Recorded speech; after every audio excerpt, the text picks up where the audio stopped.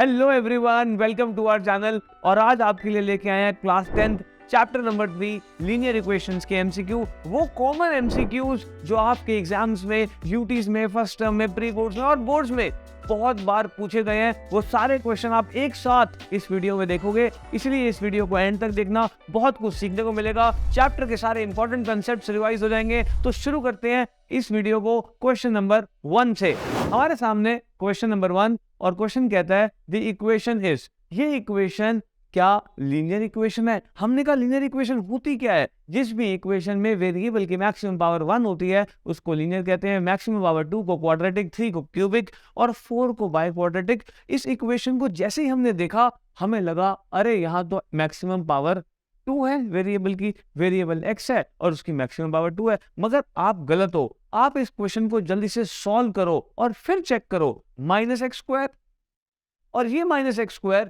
इधर आके हो जाएगा +x² और इज इक्वल टू 5 और ये x² कैंसिल हो जाएंगे और आ जाएगा आपके पास 2x इज इक्वल टू 5। और ये एक ऐसी इक्वेशन है जिसमें वेरिएबल की मैक्सिमम पावर 1 है, इसलिए हम इसको बोलेंगे लीनियर इक्वेशन। चलते हैं अपने क्वेश्चन नंबर 2 पे। कहता है the solution of the pair of equation is. अब आपने कहा सर इस पेयर ऑफ इक्वेशन का सॉल्यूशन कैसे निकालूं? मैंने कहा देखो आपके पास दो इक्वेशन है, x - 3y is equal to 2 और 3x - y is equal to 14। इन दो इक्वेशंस को आपको सॉल्व करना है x y निकालने के लिए। और एक दो इक्वेशंस को सॉल्व करने के आपके पास इस दुनिया में रास्ते हैं 3। पहला रास्ता ओनली एलिमिनेशन मेथड, दूसरा सब्स्टिट्यूशन मेथड, तीसरा बाय एलिमिनेशन एंड सब्स्टिट्यूशन। मैं आपको इस क्वेश्चन को एलिमिनेशन सब्स्टिट्यूशन मेथड से सिखाऊंगा क्योंकि वो वाइडली यूज मेथड है और 99% क्या 100% क्वेश्चंस एलिमिनेशन सब्स्टिट्यूशन से सॉल्व हो सकते हैं। आओ जल्दी से देखते हैं इन दो इक्वेशंस को कैसे सॉल्व करेंगे। अगर आपको आता है तो जल्दी से शुरू हो जाओ और मेरे से पहले आंसर निकालने की पूरी कोशिश करो। और अगर आप इन दो इक्वेशंस को सॉल्व करना चाहते हैं तो हमारा पहला स्टेप होता है किसी एक वेरिएबल को सेम करो। आपने कहा सर यहाँ पर x है, यहाँ पर 3x है, इसको भी 3x बनाओ। और अगर आप इसको 3x बनाना चाहते हो तो आपको पहली पूरी इक्वेशन को 3 से मल्टीप्लाई करना पड़ेगा, क्योंकि इक्वेशन एक तराजू की तरह होती है। जो काम लेफ्ट हैंड साइड पे करेंगे वही काम राइट हैंड साइड पे करना पड़ेगा। तो सिर्फ 3 को x से मल्टीप्लाई नहीं कर सकते, पूरी इक्वेशन से करना पड़ेगा और इक्वेशन हो जाएगी 3x - 9y is equal to 6 और नीचे वाली इक्वेशन है 3x - y इक्वल टू 14। और अब आप लगाओगे एक लाइन और या तो करोगे ऐड या करोगे सब्ट्रैक्ट। अगर हम ऐड करेंगे तो 3x एलिमिनेट नहीं होंगे, हमें करना होगा सब्ट्रैक्ट, क्योंकि सब्ट्रैक्ट करेंगे तो साइन बदलेगा और साइन सिर्फ इसका नहीं बदलेगा, इसका भी बदलेगा, इसका भी बदलेगा। ये प्लस था माइनस हो गया, ये माइनस था प्लस हो गया, ये प्लस था माइनस हो गया और ये हो गए कैंसल। और 9y माइनस का है, प्लस y हो गया -8y और 6 - 14 होता है -8 और आपका y आ गया, माइनस से माइनस कैंसिल हुआ, 8 डिवाइड हुआ 8 से, y आ गया 1। इसी को हम कहते हैं एलिमिनेशन। और यहाँ पर x एलिमिनेट हुआ तो y का आंसर आया। अब क्या करें? y को या तो इक्वेशन नंबर 1 में डाल दो या इक्वेशन नंबर 2 में डाल दो। लिखो substituting value of y in equation 1। तो हमने पहली इक्वेशन में y की वैल्यू डाली, x - 3 × 1 is equal to 2, x - 3 equal to 2, x is equal to 5। ये है आपका फाइनल आंसर। तो हमारा आंसर है x5 और y1 जो कि है पहला पार्ट।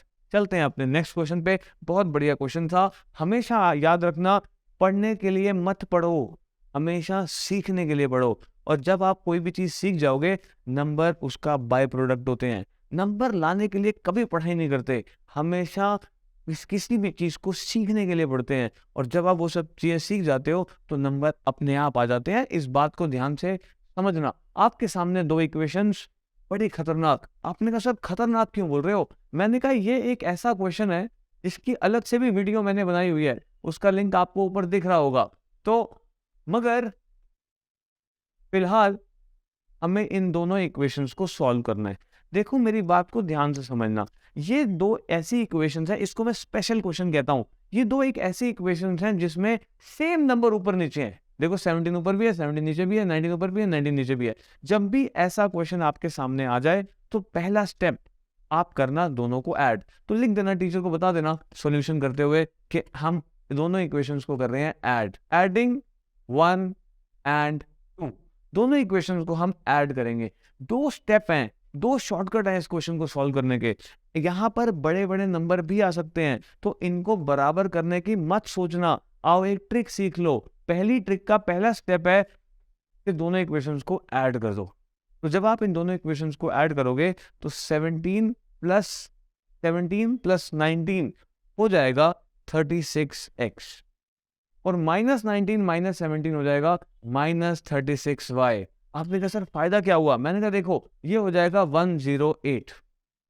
आपने कहा क्या फायदा हुआ? मैंने कहा पूरी इक्वेशन 36 से डिवाइड हो सकती है। 36 से ये भी डिवाइड हो सकता है, हो जाएगा x, ये भी डिवाइड हो सकता है, हो जाएगा y, ये भी डिवाइड हो सकता है, हो जाएगा 3। देखा इक्वेशन कितनी छोटी हो गई, और इसको हम देंगे हमारी इक्वेशन नंबर 1। और इक्वेशन नंबर 1 तो दे चुके हैं, तो इसको 1 और 2 की जगह थर्ड इक्वेशन दे देंगे। और अब इन दोनों इक्वेशंस को हम करेंगे subtract. 17x minus 19y is equal to 53, और 19x minus 17y is equal to 55। और जब हम इन दोनों इक्वेशंस को सब्ट्रैक्ट करेंगे तो आपको मैंने पिछले क्वेश्चन में बताया कि जब दो इक्वेशंस को सब्ट्रैक्ट करते हैं साइन बदल जाते हैं। ये माइनस हो जाएगा, ये प्लस हो जाएगा, ये माइनस हो जाएगा। 17 minus 19 minus 2x, minus 19 plus 17 minus 2y, और 53 माइनस 55 माइनस 2। इस बात का ख्याल रखना बेटा, ये एक ऐसा क्वेश्चन है आपके पेपर का पार्ट है। आप किसी भी स्कूल में हो, इंडिया के किसी भी स्कूल में हो, लीनियर इक्वेशन का जब पेपर होगा ऐसा क्वेश्चन आपको जरूर दिखेगा। या आपको 1 नंबर में दिखेगा, 2 नंबर में भी मिल सकता है, 3 नंबर में भी मिल सकता है। ठीक है, तो इस क्वेश्चन को समझ जाओ। अब पूरी इक्वेशन को मैं -2 से डिवाइड कर सकता हूं, क्योंकि -2 कॉमन नंबर है तीनों में। तो हमने कहा ये हो जाएगा x, ये हो जाएगा प्लस y, ये हो जाएगा 2, और ये हो गई हमारी इक्वेशन नंबर 4। और थर्ड और फोर्थ इक्वेशन को अब हम सॉल्व करेंगे। कितना आसान है, x minus y is equal to 3 और x plus y is equal to 1। देखो यही थी ना हमारी दो इक्वेशंस। और आपने कहा सर 2 नहीं, ये गलती मत करना, y। ठीक है, तो यही थी हमारी दो इक्वेशंस। यहां पर लगाई हमने लाइन, और y से y कैंसिल हो गए ऐड करते ही। यहां हमने लिखा सॉल्विंग इक्वेशन 3 एंड 4। तो जब हमने इस इक्वेशन को 2 से डिवाइड किया तो ये हो गई x, ये हो गया y, और ये हो गया 1 -2 से डिवाइड करते ही। तो ये x प्लस x हुआ 2x, ये 3 प्लस 1 हुआ 4, x हो गया 4/2 विच इज इक्वल टू 2। और x की वैल्यू पहली इक्वेशन में डाल दो या फिर दूसरी इक्वेशन में डाल दो, आपका आ जाएगा y। तो हमने कहा putting value of x, substituting या फिर putting value of x in equation third में डालें, फोर्थ में डालें, फोर्थ में डाल देते हैं, फोर्थ में डालना आसान है। तो 2 plus y is equal to 1, और y is equal to 1 minus 2 minus 1। मगर आपसे क्वेश्चन में पूछा था कि x प्लस वाई क्या होगा, तो x की वैल्यू आपकी आई है 2, तो x प्लस वाई क्या होगा, x की वैल्यू है 2 और y की वैल्यू है -1, तो आंसर आ गया 1। तो ये रहा आपका final answer.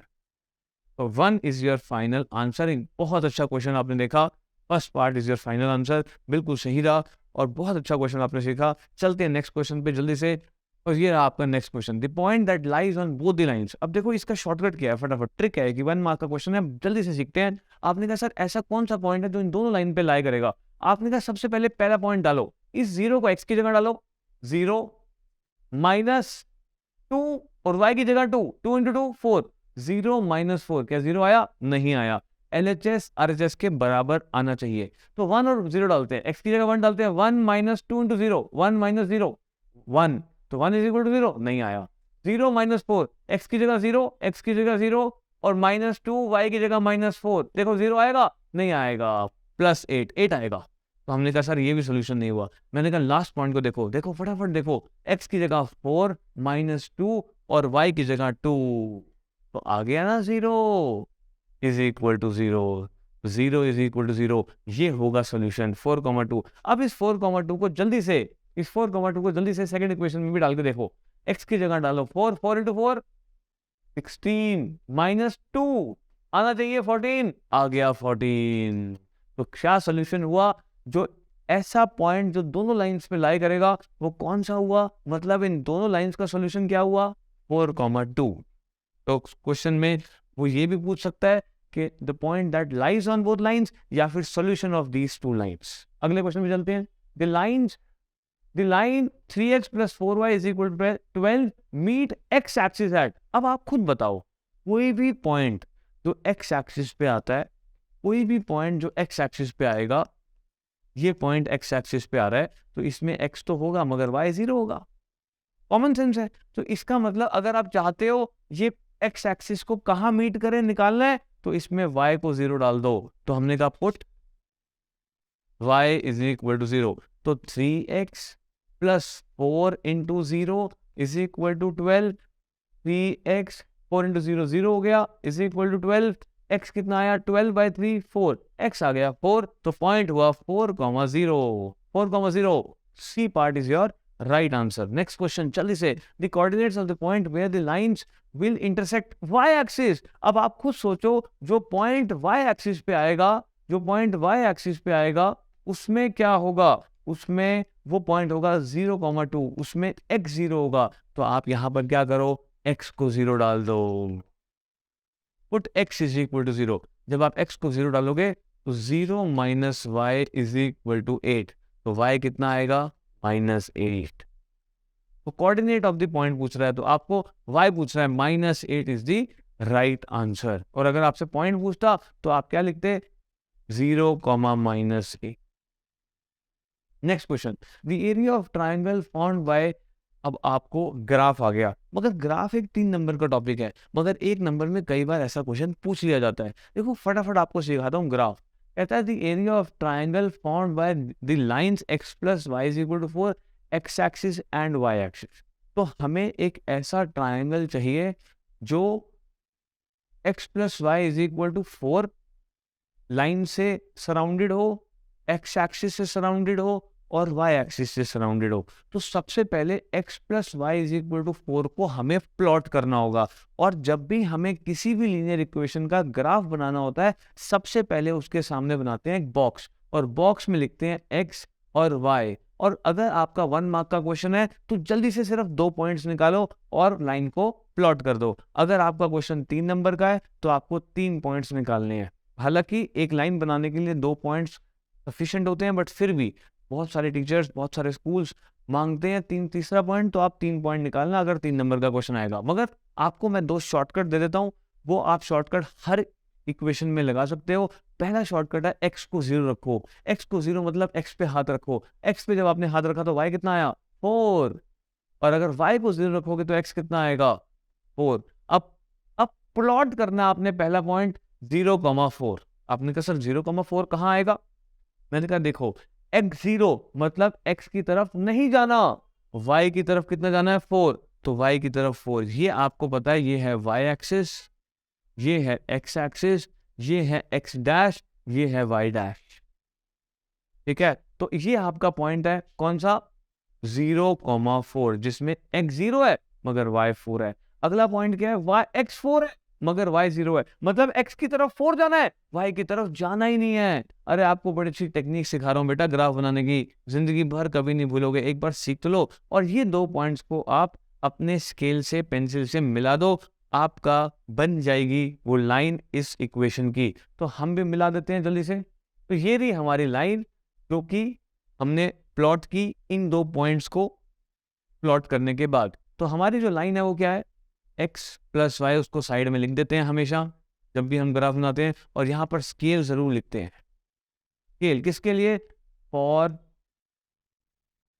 x axis, x and y axis. 1 centimetre is equal to 1 unit. हम 1 सेंटीमीटर को 1 यूनिट मानते हैं। अब आपको एक ट्राइंगल दिख रहा होगा जो दोनों एक्सिस और इस लाइन से ढका हुआ है। एक ऐसा पार्क जिसकी बाउंड्री में x एक्सिस आ रही है, y एक्सिस आ रही है और ये लाइन आ रही है, और वो ट्राइंगल है ये, आपको साफ साफ दिख रहा है। देखो इसका एक तरफ है x एक्सिस, एक तरफ है y एक्सिस, एक तरफ है ये लाइन। तो अगर मैं आपको दूसरे कलर से फटाफट दिखाऊं तो आप देख सकते हो ये एक ऐसा ट्राइंगल है जिस ट्राइंगल की बाउंड्री ये तीनों चीजें सेटिस्फाई करती हैं, एक्स एंड वाई एक्स। तो इस ट्राइंगल का हमें एरिया निकालना है। आपने कहा ठीक है, एरिया निकालने के लिए जल्दी से आओ इधर देखते हैं। एरिया निकालने के लिए एरिया इज इक्वल टू, आप सबको फॉर्मूला पता है, बड़ा आसान है। ट्राइंगल का एरिया होता है half into base into height. आपने कहा सर हाफ तो हाफ रहेगा, बेस क्या होगा? मैंने कहा देखो ये 0 होता है, 0 से लेकर 4 तक, तो बेस हुआ 4। हाइट 0 से लेकर 4 तक, हाइट हुई 4, तो ये 4 2 से गया और 2 इंटू 4 8। अब 8 का आंसर आप सेंटीमीटर स्क्वायर नहीं दे सकते क्योंकि आपने 1 सेंटीमीटर को 1 यूनिट माना है, तो 8 यूनिट स्क्वायर, या फिर कई बुक्स लिखती हैं 8 स्क्वायर यूनिट, कैसे भी आप आंसर दे सकते हो। तो ये रहा हमारा बी पार्ट, बिल्कुल सही आंसर। बहुत अच्छा क्वेश्चन था, ग्राफ भी सीखा, रिवाइज भी हो गया। जल्दी से अगले क्वेश्चन पे चलते हैं। The pair of linear equation has, अब देखो बेटा कितनी कॉमन सी बात है, y इज इक्वल टू 0। अब आपने कहा सर कुछ समझाओ। मैंने कहा देखो ये 5 है, ये 4 है, ये 3 है, ये 2 है, ये 1 है। जरा फटाफट समझना मेरी बात को। y इज इक्वल टू 5 की इक्वेशन क्या होगी? y is equal to 5, y is equal to 4, y is equal to 3, y is equal to 2, y is equal to 1, y is equal to 0 की लाइन क्या होगी? x axis. अच्छा, तो इसका मतलब इसका तो कोई सोल्यूशन ही नहीं हुआ, ये तो x एक्सिस है। तो अगर आप इस बात को समझ जाते हो तभी आप इस क्वेश्चन को समझ पाओगे कि y इज इक्वल टू 0 तो x एक्सिस है, इसका मतलब x एक्सिस का क्या सोल्यूशन होगा? कोई सोल्यूशन नहीं होगा। मगर y इज इक्वल टू -7। अब आपने कहा सर सोल्यूशन होता क्या है? मैंने कहा देखो यहां पर आप इस इक्वेशन में x की जगह 0 डाल रहे हो, y की जगह 4 डाल रहे हो, 4 आ रहा है ना, तो एक सोल्यूशन हो गया। ऐसे दूसरा सोल्यूशन हो गया, तीसरा सोल्यूशन x को 1 डाल दो, y को 3 डाल दो, तो चौथा सोल्यूशन x को 2 डाल दो, y को 2 डाल दो, फिर 4 आ जाएगा। तो कितनी बार क्या क्या डालने पर 4 आ सकता है? ऐसे तो हजारों नंबर है। आप x को -1 डाल दो, y को +5 डाल दो, तो भी 4 आ जाएगा। मगर यहां पर y को क्या डालने पर -7 आएगा? एक ही नंबर -7। तो इसका मतलब इस लाइन के कितने सॉल्यूशन हुए?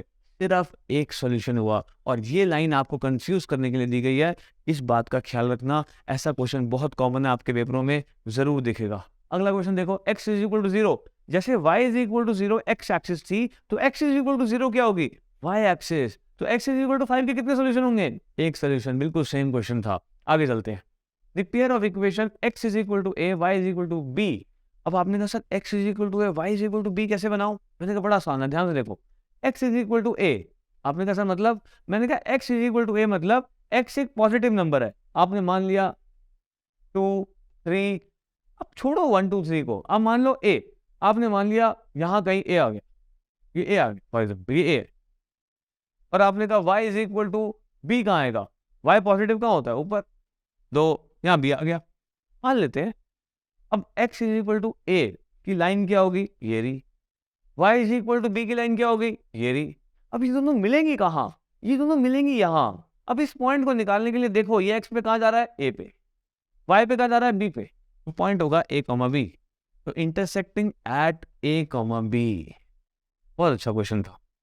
आगे चलते हैं। How many solutions this have, है ना? तो जितनी भी लीनियर इक्वेशन इन 2 वेरिएबल्स आपको मिलेंगी आज से, उन सब के कितने सॉल्यूशन होंगे? Infinite many. जितनी भी लीनियर इक्वेशन आज से आपको मिलेंगी 2 वेरिएबल्स में, देखो 2 वेरिएबल में उनके कितने सॉल्यूशन होंगे? Infinite many solutions. इस बात को आपको याद रखना है। तो ये आपका सही आंसर। अब देखते हैं बेटा फटाफट से ग्राफ। मैं आपको वैसे हालांकि बता चुका हूं सब कुछ ग्राफ के ऊपर। तो ये इंटरसेक्टिंग लाइंस हैं। कई बार आपका जो ग्राफ बनता है वो इंटरसेक्टिंग लाइंस होती हैं, मतलब एक दूसरे को इंटरसेक्ट करती हैं। 2 लाइंस के आपने ग्राफ बनाए, इंटरसेक्टिंग लाइंस बनी। इंटरसेक्टिंग लाइंस में एक ही सोल्यूशन होता है, उस एक सोल्यूशन को हम कहते हैं यूनिक सोल्यूशन, और उसकी कंडीशन होती है a1/a2 is not equal to b1/b2। और ऐसे ही इनफाइनाइट मेनी सोल्यूशन कब होते हैं? जब एक लाइन दूसरी लाइन के ऊपर कोइंसाइड कर जाए। ये एक लाइन दूसरी लाइन इसी के ऊपर आ गई एग्जैक्टली, तो इनफाइनाइट मेनी सोल्यूशन। उसकी कंडीशन होती है a1/a2 is equal to b1/2 is equal to c1/c2। तो यहाँ पे इंटरसेक्टिंग लाइंस, यहाँ पर कोइंसिडेंट लाइंस, क्योंकि ये अपने एक दूसरे को बहुत सारे पॉइंट्स पे इंटरसेक्ट कर रही है, इसलिए इनफाइनाइट मैनी सॉल्यूशन। ये एक दूसरे को सिर्फ एक पॉइंट पे इंटरसेक्ट कर रही है, इसलिए एक सॉल्यूशन। और ये पैरेलल लाइंस एक दूसरे को किसी भी पॉइंट पे इंटरसेक्ट नहीं कर रही, इसलिए ये नो सॉल्यूशन, किसी भी पॉइंट पे इंटरसेक्ट नहीं कर रही। तो इसका कंडीशन क्या होती है, a1/2 is equal to b1/2 is not equal to c1/c2। तो इसके ऊपर अब सारे क्वेश्चंस हैं, आओ जल्दी से देखते हैं। कहता है pair of linear equations is consistent. आपने कहा सर कंसिस्टेंट इनकंसिस्टेंट क्या होता है, आओ जल्दी से देखते हैं। यहां पर एक सॉल्यूशन है, तो ये यहां पर लाइंस क्या होंगी, कंसिस्टेंट। यहां पर बहुत सारे सॉल्यूशन है, सॉल्यूशन तो है ना। एक बच्चा कह रहा था सर याद दिलाओ मुझे, याद कराओ सर मुझे। मैंने कहा देख लो, जब भी सॉल्यूशन होंगे, चाहे एक हो चाहे अनेक हो, सॉल्यूशन होने चाहिए। यहाँ पर एक सॉल्यूशन है तो भी कंसिस्टेंट, यहाँ पर अनेक सॉल्यूशन है तो भी कंसिस्टेंट, और यहाँ पर एक भी सॉल्यूशन नहीं है तो इसका मतलब इनकंसिस्टेंट। ये है आज की कहानी इस ग्राफ के ऊपर, इसको पूरे तरीके से आपको याद रखना है। अब pair of linear equations is consistent. अगर pair of linear equation consistent है तो उसका कंसिस्टेंट में सॉल्यूशन क्या क्या होगा, या तो यूनिक होगा या इनफाइनाइट मैनी होगा। तो लाइंस कैसी होंगी, पैरेलल नहीं, पैरेलल लाइंस में तो इनकंसिस्टेंट होता है। ऑलवेज कोइंसिडेंट नहीं, इंटरसेक्टिंग और कोइंसिडेंट। अभी तो सीखा, दोनों में कंसिस्टेंसी है, चाहे सॉल्यूशन एक हो चाहे अनेक हो, कंसिस्टेंसी होगी। और इनकंसिस्टेंट लाइन कब होती है, नेक्स्ट क्वेश्चन, इनकंसिस्टेंट लाइंस कब होती हैं, जब कोई सॉल्यूशन ना हो। मतलब कोई सॉल्यूशन ना हो मतलब लाइंस कैसी हो, parallel. No solution is the answer. ठीक है ना बेटा, 1 मार्क में बहुत इंपॉर्टेंट क्वेश्चन है ये। अभी कहता है the pair of linear equations is. अब हमें दो इक्वेशंस दे दी गई और हमसे पूछ रहा है बताओ ये कंसिस्टेंट है, इनकंसिस्टेंट है, डिपेंडेंट कंसिस्टेंट है या नन। अब मैं आपको डिपेंडेंट कंसिस्टेंट का मतलब बताऊंगा, मगर पहले एक चीज सीखो। देखो बेटा, एक स्टैंडर्ड फॉर्म सीखो लीनियर इक्वेशन की, ax plus by plus c equal to 0। जो भी इक्वेशन में x के साथ होता है उसको हम a बोलते हैं। मगर जो पहली इक्वेशन, अगर दो इक्वेशन आपके पास, ये पहली इक्वेशन है ये दूसरी इक्वेशन है, इसमें x के साथ कौन है 2, इसमें x के साथ कौन है 4, तो दो इक्वेशंस हो गए ना। तो पहली इक्वेशन में जो x के साथ होगा उसको a1 कहेंगे, दूसरी इक्वेशन में जो x के साथ होगा उसको a2 कहेंगे। ऐसे ही y के साथ b1 b2 अकेले नंबर मतलब कांस्टेंट नंबर c1 c2। तो ठीक है सर, अब आपके सामने a1 कौन है, तो आपने कहा सर a1 बाय a2 निकालो। कंडीशन देखते हैं कौन सी सेटिस्फाई होती है, हमने यहां सीखी ना कंडीशन, इनमें से कौन सी कंडीशन सेटिस्फाई होगी उसी हिसाब से डिसाइड करेंगे कि आपका आंसर क्या होगा। तो आपने कहा सर यहां पर a1 क्या है 2, a2 क्या है 4, तो आंसर क्या आ गया 1/2। b1 क्या है और b2 क्या है ये भी जानते हैं, b1 बाय b2 निकालो, b1 है 3, b2 है 6, तो आपका आंसर हो गया फिर 1/2। c1 है 5, c1 बाय c2, c1 है 5, c2 है 10, आंसर आ गया 1/2। और ये है आपका सॉल्यूशन। आपने क्या देखा, आपने देखा a1 by a2 is equal to b1 by b2 is equal to c1 by c2। ये कंडीशन कहाँ है, इनफाइनाइट मेनी सॉल्यूशंस में, और इनफाइनाइट सॉल्यूशंस में लाइंस कैसी होती हैं, कंसिस्टेंट। तो आपने कहा सर यहाँ तो दो आंसर है, कंसिस्टेंट और डिपेंडेंट। कंसिस्टेंट, डिपेंडेंट का मतलब होता है infinite many solution coincident lines, तो डिपेंडेंट कंसिस्टेंट इसका सही आंसर होगा। इस बात को याद रखना, डिपेंडेंट का मतलब। एक क्वेश्चन और आएगा अभी आपके सामने, the pair of linear equation has. अब ये पूछ रहा है इसके पास क्या है, यहां पर भी निकालो a1 बाय a2, इसके पास कौन सा सॉल्यूशन है, आओ देखते हैं। a1 क्या है 3, a2 क्या है 81, है ना। तो इसको हम 3 से कैंसिल करते हैं, क्या आएगा 1/27। अब हम b1 बाय b2 निकालते हैं,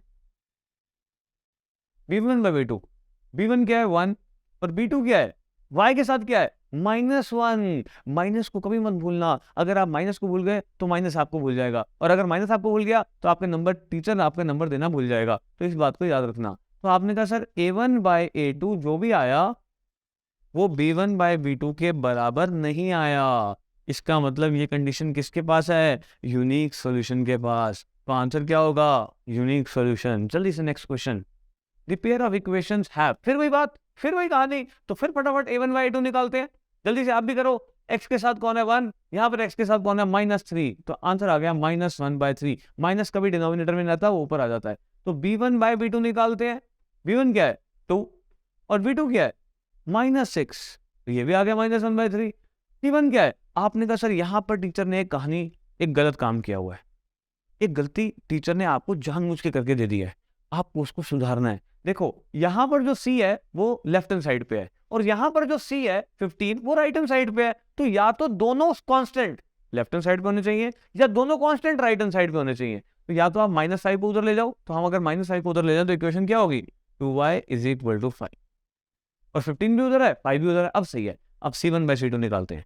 c1/c2 क्या आया 5/15 विच इज इक्वल टू 1/3। तो हमने क्या देखा, a1 by a2 b1 by b2 के बराबर तो है सर, मगर c1 by c2 के बराबर नहीं है। और ये कंडीशन किसके पास है, नो सॉल्यूशन के पास। ग्राफ कि जो आपको मैंने दिखाया था चार्ट, उसको ढंग से याद रख लो तो आपके सारे क्वेश्चन बड़े आसान हो जाएंगे। और उस ग्राफ के ऊपर पेपर में क्वेश्चन 100% आता है, ऐसा कोई पेपर नहीं बनता जिसके ऊपर वो उस ग्राफ के ऊपर क्वेश्चन ना आए, उस चार्ट के ऊपर क्वेश्चन ना आए। तो इधर देखते हैं अगला क्वेश्चन, कहता है फाइंड के, ऐसा क्वेश्चन भी आ सकता है, के की वैल्यू निकालो if equations have no solution. पहले हम टीचर को बता रहे थे, a1 by a2 निकालते थे, b1 by b2 निकालते थे, c1 by c2 निकालते थे, और देखते थे कौन सी कंडीशन आती है, और उस कंडीशन को देखते हुए हम बता देते थे कि यूनिक सोल्यूशन होगा, नो सोल्यूशन होगा, मैनी सोल्यूशन होगा। अब वो खुद बता रहा है आपको कि वो कहता है नो सोल्यूशन है, हमने कहा नो सोल्यूशन है, इसका मतलब a1 by a2 बराबर होगा b1 by b2 के,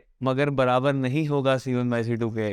तो आपने कहा सर a1 की वैल्यू के, a2 की value 12 is equal to b1 की वैल्यू 3, b2 की वैल्यू के is not equal to k-2 by k। अगर आप k निकालना चाहते हो, जो टीचर आपको कह रहे हैं निकालो के, तो आपको इन तीनों में से कौन से दो लेने पड़ेंगे, फर्स्ट सेकंड, सेकंड थर्ड के फर्स्ट थर्ड। आपने कहा सर ऑब्वियसली फर्स्ट और सेकंड, क्योंकि वहां पर इक्वल टू का साइन है, फर्स्ट और थर्ड में इक्वल टू का साइन नहीं है, सेकंड और थर्ड में भी इक्वल टू का साइन नहीं है। तो हमने लिखा टेकिंग मैम, देखो हम ये दोनों ले रहे हैं ताकि हम k की वैल्यू निकाल पाए। तो अब देखो आज भी मैं कई बच्चों को क्लास में ऐसा क्वेश्चन देता हूँ, बेचारों को नहीं आता, 10th क्लास में पहुंच गए मगर ये नहीं पता यहाँ से के कैसे निकालें। तो बेटा अगर आप भी वो बेचारे हो तो आपसे वो बेचारा बन के मत घूमो, बेटा सीखो। जिंदगी में हमेशा learning is a life time process, और जिंदगी में कोई भी चीज कहीं से सीखने को मिले सीख लो, सीखते चलो और आगे बढ़ते चलो। देखो यहाँ पर क्या करना है, एक फ्रैक्शन इक्वल टू के इधर, एक फ्रैक्शन इक्वल टू के इधर, मतलब बीच में equal to, left hand side पे एक फ्रैक्शन, राइट हैंड साइड पे एक फ्रैक्शन। ये सिचुएशन मैथ्स जब तक पढ़ोगे बहुत बार आएगी, और ऐसी सिचुएशन आपके पास जिंदगी में कभी भी आ जाए मैथ्स पढ़ते हुए, तो आपको एक ही काम करना है, उसको हम कहते हैं क्रॉस मल्टीप्लाई। क्रॉस मल्टीप्लाई तो मैं बच्चों को कुछ दिन कह रहा था, मैंने कहा घर जाके करना शू शू, तो आपने कहा सर की मजाक की बात, मजाक नहीं है।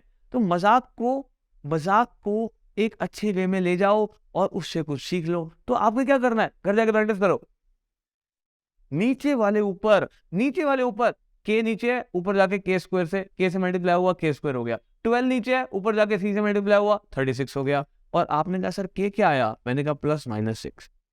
आपने कहा क्यों, मैंने कहा देखो जब भी स्क्वायर हटता है रूट लगता है, और जब भी रूट लगता है तो दो आंसर आते हैं। आपने कहा क्यों, मैंने कहा बताओ के स्क्वायर 36 है, के की जगह 6 डालूंगा 36 आ जाएगा, -6 डालने पे 36 आएगा, -6 का square 36।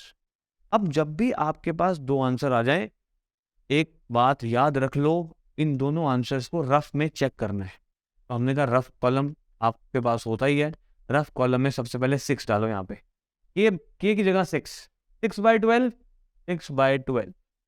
Is equal to 3/6 is equal to 3/6 is not equal to 6 - 2/6। बोलो साइड हो रहा है, 6/12 1/2 is equal to 1/2 is not equal to 4/6। बिल्कुल ठीक, सेटिस्फाई हो रहा है। ये दोनों बराबर है, ये दोनों बराबर नहीं है। अब -6 डाल के देखो, -6/12 is equal to 3/-6 is not equal to -6 - 2/6।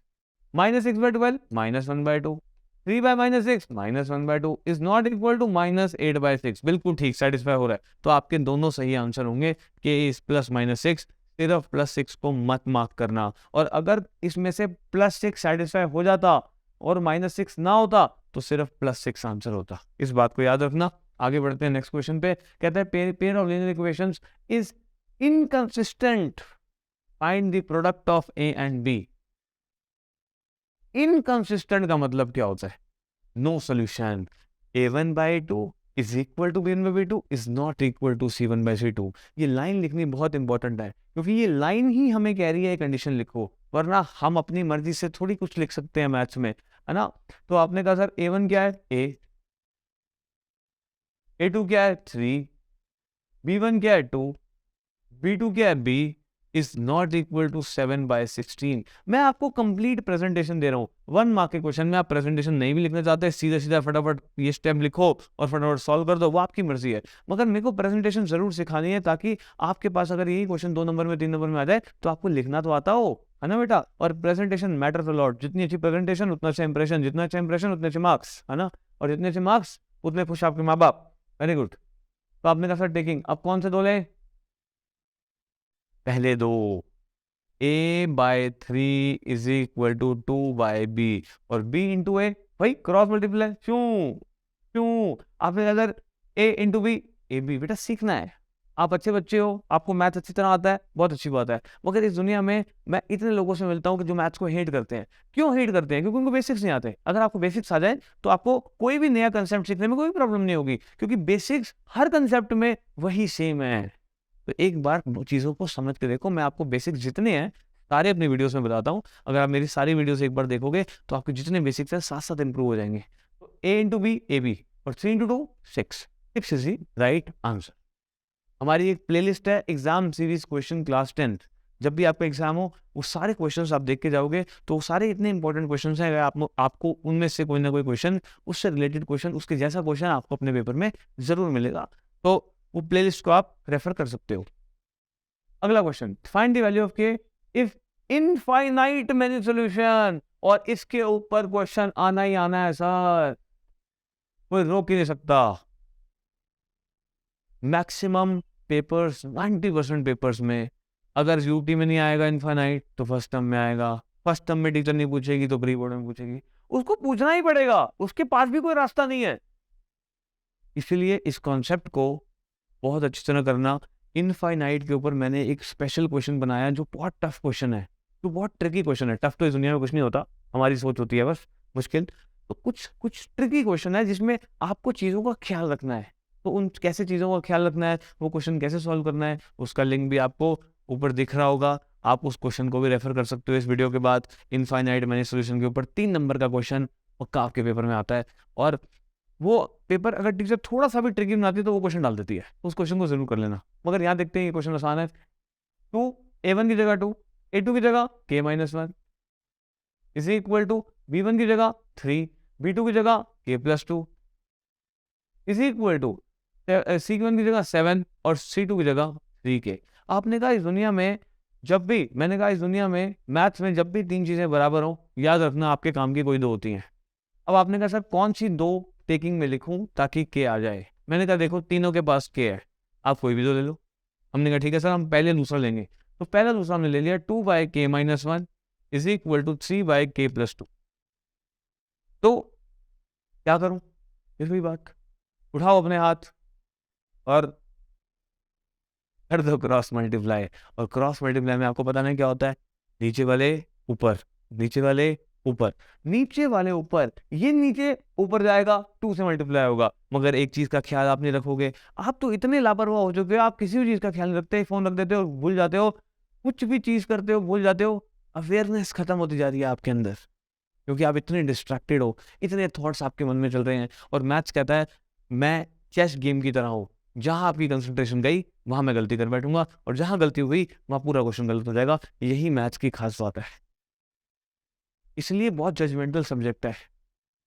इसलिए आपको पल भर के लिए भी अपनी थॉट को एग्जाम में क्वेश्चन से हटाना नहीं है। पूरे फोकस के साथ आपको काम करना है और पूरी अवेयरनेस आपकी उस क्वेश्चन के साथ होनी चाहिए, तभी आपका क्वेश्चन वो सही होगा। मैंने कहा k+2 को 2 से मल्टीप्लाई करो, आपने लिख दिया 2k+2। कितनी गलत बात है देखो। बड़ी कॉमन मिस्टेक है सर, मैं ऐसे नहीं बोल रहा आपको, मैं तो रोज पढ़ाता हूँ, रोज देखता हूँ कितने बच्चे हैं मेरे पास, एक 4 लड़कियों का ग्रुप है, वो तो हमेशा ही गलती करती है। बड़े सारे ऐसे बच्चे हैं, और भी ऐसे बहुत सारे बच्चे हैं, मैं किसी को स्पेसिफाई नहीं करना चाहता। मत करो सर गलती, मत करो। सोचो 2 कैसे होगा, तो 2 से भी तो होगा, +4। अब 3 कैसे हुआ, 3 के, 3 -1 से हुआ -3। अब क्या करें, मैंने कहा भाई बहनों को मिला दो, आप कुछ भी बोल सकते हो। तो मैं कई बार बच्चों को बोलता हूँ क्लास में, मैंने कहा बेटा समझने के लिए कोई भी एग्जाम्पल ले लो, गर्लफ्रेंड बॉयफ्रेंड को मिला दो, ये गर्लफ्रेंड ये बॉयफ्रेंड, ये गर्लफ्रेंड ये बॉयफ्रेंड। मैथ्स में इनको क्या कहते हैं, लाइक टर्म्स। लाइक टर्म्स को इकट्ठा करो, ये 2k है, ये यहीं रहेगा अपने घर में, 3k इधर आएगा तो -3k हो जाएगा, -3 अपने घर में है, 4 इधर जाएगा -4 हो जाएगा। छोटी छोटी बातें हैं, 2k -k, 2k -3k -k, -3 -4 -7, k 7 से सॉरी माइनस से माइनस गया, k = 7, आपका आंसर आ गया। कितनी सिंपल सी बात थी। अगला question, find the value of k coincide. Coincide का मतलब फिर वही बात, इनफाइनाइट मैनी सॉल्यूशन। तो जल्दी से a1 की जगह लिखते हैं 5, a2 की जगह लिखते हैं 15, b1 की जगह 7, b2 की जगह 21, c1 की जगह 3 और c2 की जगह k। अगर आपको k निकालना है तो k किसके पास है, थर्ड टर्म के पास है। तो या तो आप फर्स्ट और थर्ड ले लो, या आप सेकंड और थर्ड ले लो। तो हमने फर्स्ट और थर्ड ले ली। 5/15 = 3/k। 5/15 को हमने क्या किया, छोटा कर दिया। 1/3 = 3/k। k जाके 1 से मल्टीप्लाई हुआ, k हो गया, 3 जाके 3 से मल्टीप्लाई हुआ, 9 हो गया, आपका आंसर आ गया। चलते हैं अगले क्वेश्चन पे। One equation of pair of dependent linear equation. Dependent का मतलब इनफाइनाइट मैनी सॉल्यूशन। तो अगर पहली इक्वेशन ये है तो दूसरी क्या होगी। अब आपने कहा सर दूसरी वही होगी जिसमें a1/a2 = b1/b2 = c1/c2 आएगा। किस में आएगा, आओ जरा देखते हैं। अगर मैं 10x, 10 है a2, a1 है 5, तो -5/10 क्या होगा, -1/2। 8/16 +1/2 नहीं हुआ सर, -1/2 +1/2 के बराबर नहीं है। पहली इक्वेशन कट गई, दूसरी इक्वेशन के पास आ जाते हैं। अब -5/8 -5/8 = आना चाहिए 8/-5 नहीं आया ना, ये तो नॉट इक्वल टू आ गया, ये भी नहीं हुई इक्वेशन, ये भी नहीं हुई। ऐसे चेक करना है, गलत। तीसरी पे आ जाओ, -5/-20 बराबर आना चाहिए 8/32 आ गया, अरे आ गया बराबर 1/4 1/4, वो भी 1/4 आना चाहिए = 3/9। अरे नहीं आया, नहीं आया सर, 1/3 आ गया। 1/4 = 1/4 इज नॉट इक्वल टू 1/3। तो ये तो नो सॉल्यूशन की कंडीशन आ गई। हमें सारे बराबर चाहिए क्योंकि डिपेंडेंट लिखा हुआ है, डिपेंडेंट का मतलब सारे बराबर। -5/-15 इज इक्वल टू 8/24 आ गया, ये माइनस से माइनस गया, 1/3 1/3, वेरी गुड। और ये 3 और -9 उधर जाएगा, +9 होगा /9, क्योंकि दोनों c या तो राइट साइड पर होने चाहिए, दोनों लेफ्ट हैंड साइड पर होने चाहिए। ये लेफ्ट हैंड साइड में था, इसको उधर ले जाएंगे, 9 आ जाएगा, ये 9 हो जाएगा। और 3/9 1/3, ये भी आ गया 1/3, ये भी आ गया 1/3 और ये भी आ गया 1/3। तो कौन सी इक्वेशन के साथ तीनों बराबर आए, फोर्थ इक्वेशन के साथ। तो ये होगा इसका सही आंसर। ये है एनसीईआरटी का एक बहुत इंपॉर्टेंट क्वेश्चन, 1 नंबर में आपसे जरूर पूछा जाएगा। फिर वही बात, one of the equation of pair of linear equation of unique solution. Unique मतलब a1/a2 b1/b2 के बराबर नहीं आना चाहिए। तो पहली इक्वेशन क्या है हमारे पास, 2x - y = 1। अब 2/2 मतलब 2/2, पहली इक्वेशन को चेक कर रहा हूं, यहां -1 और यहां भी -1, ये तो बराबर आ गए। पहली इक्वेशन नहीं होगी, बराबर नहीं आने चाहिए थे, क्योंकि यूनिक सॉल्यूशन की इक्वेशन ढूंढनी है। दूसरी देखो भाई, 2/4 इज इक्वल टू -1। भाई b1 क्या है, y के साथ कौन है, कोई भी नहीं है। जब कोई भी नहीं होता तो -1 होता है, और यहाँ माइनस भी है तो -1, और नीचे क्या है -2, ये भी 1/2, ये भी 1/2, फिर बराबर आ गए। हमने कहा ये भी नहीं होगा। थर्ड इक्वेशन देखो, 2/4 -1/-2, फिर बराबर आ गए। फोर्थ इक्वेशन देखो, 2/3 इज इक्वल टू -1 बाय -1 बराबर नहीं आए। इक्वेशन ये होगी हमारी possible equation. Fourth part is the right answer. आपको समझ में आ गया होगा सर कैसे ढूंढते हो। आप इसको ओरली भी ढूंढ सकते हो, मैंने आपको करके दिखाया फटाफट रफ में। तो आप ओरली भी ढूंढ सकते हो कि किसमें तीनों बराबर आएंगे, तीनों बराबर, जैसी कंडीशन होगी वैसा आपने सोचना है, वैसा आपने ढूंढना है। यही था हमारा लास्ट क्वेश्चन। खत्म होती है ये वीडियो आज यहीं। बहुत अच्छी वीडियो रही, होप आपको बहुत कुछ सीखने को मिला होगा। और अगर आप चाहते हो कोई और वीडियो मैं आपके लिए बनाऊं तो ज़रूर कमेंट में मुझे अपना कमेंट लिख के दो और क्वेश्चन लिख के दो। कोई भी चीज़ आप चाहते हो वो लिख के दो, मैं ज़रूर कोशिश करूंगा उस पर वीडियो बनाऊं। Thank you so much for watching. मिलते हैं नई वीडियो नेक्स्ट वीडियो में। Thank you so much.